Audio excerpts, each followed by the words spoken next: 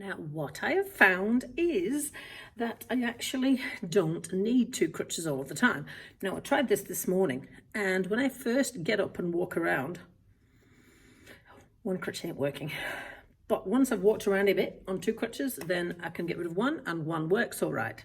So I'm assuming that means I'm on the bordering edge of not needing the left crutch, and I just need to give it another couple of days. Now, there are times when I've actually thought I actually maybe don't need them, either of them. I haven't dared to do too many steps like that yet. Maybe give it another week.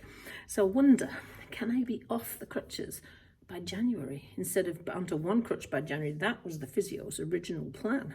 Now, I went swimming today. Yeah, what's new there?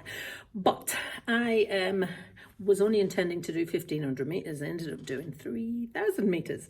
And the reason?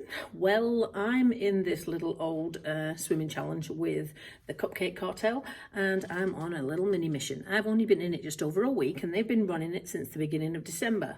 Of course, I started at the bottom, miles behind everyone else, but I was wondering from the beginning how much advance I can make on the tally table, because all I am doing is swimming, and they are biking and running as well.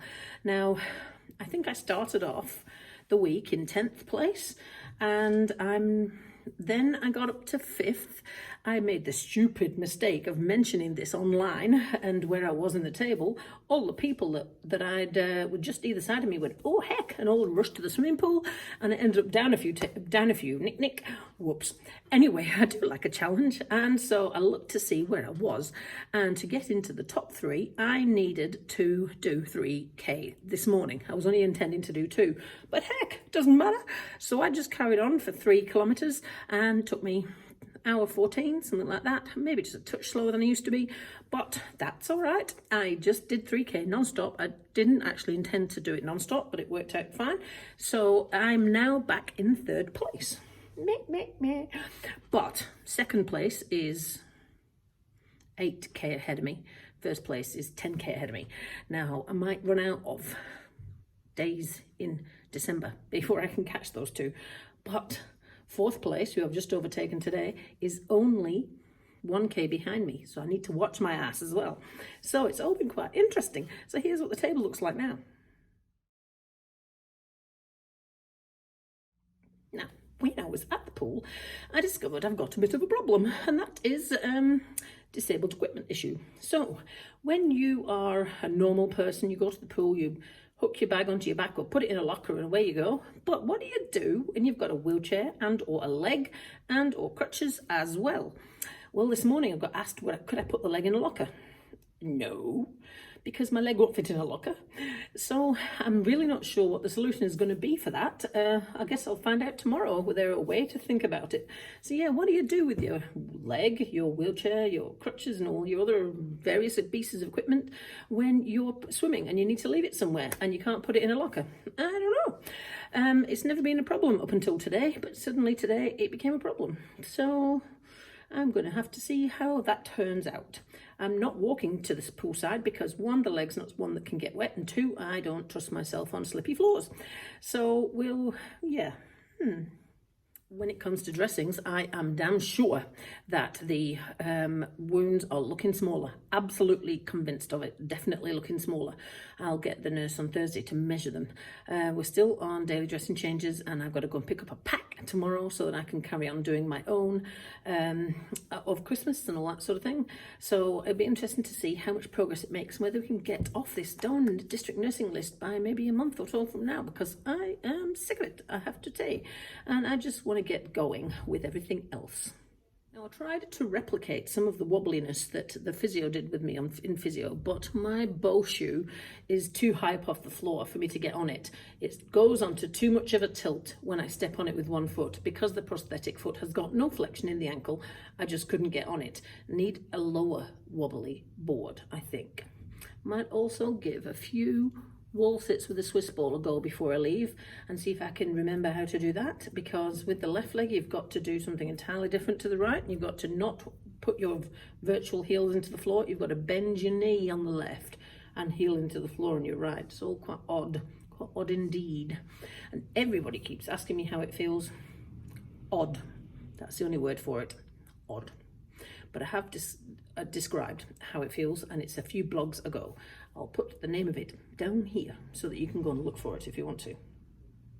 Another thing I'm wondering about is another race. Now, I'm not decided about the January one, Ruby Island. I still don't know, but I'm thinking of one in March. Now, I've talked to them, and it is called the Wakatipu Legend, and it's in Lake Wakatipu, which is where in Queenstown. Now, the problem is the 1K and the 2K swim both are a beach start. Now, when you've only got one leg, a beach start is just rubbish. But the 3.8K is not a beach start. Now, I did 3 kilometers today without much of an effort, really, although my shoulders were a bit tired. So the question is, do I do the 3.8K swim? That's nearly 4 kilometers, and it goes all the way around the coast and finishes on a beach. Now, I can do that when I've got a handler to help me out, and I can start in deep water. So that's a possibility. The 27th of March. What do you think? Getting in is what I find hard. The element of the unknown on every swim. I imagine how Hake Tekura felt long ago, alone. Leaving before daybreak, she was the first to cross Lake Wakatipu. I dive into the deep, and the fear immediately slips away. My heart thumps, present in the moment. I feel alive. Hidden landscapes glide by. With every breath I see mirrored mountains and blue sky.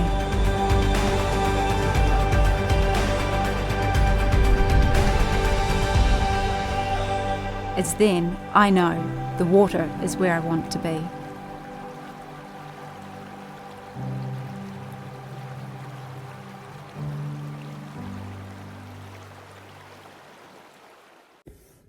Biking is still a long way off because of the shape of the socket and the amount that I can bend my knee now, and all the layers, because I'm now on 4 socks. I've got 2 left and then I run out of socks and maybe can't wear the leg. Got an appointment in 2 weeks. Will the leg last long enough? I don't know, but I can't bend the knee much more than this because of all the bulk that is round it. So this is me forcing it, forcing it, just about 90 degrees. But look at all this, and look at the difference in the size of my knees. So I need less bulk and more bend before I can ride a bike, I think. When they cast me for this was 7.5 weeks post-op, this socket fit tight. And here's what it looks like now. A hand down the side of there, as well as the leg. It's just ridiculously big. And apparently this is what happens in the first 12 to 18 months. We go through sockets like there's no tomorrow. So I'm hoping this leg will last me until January and that I don't end up back on 1 foot again. Hopefully not. Anyway, have a lovely evening.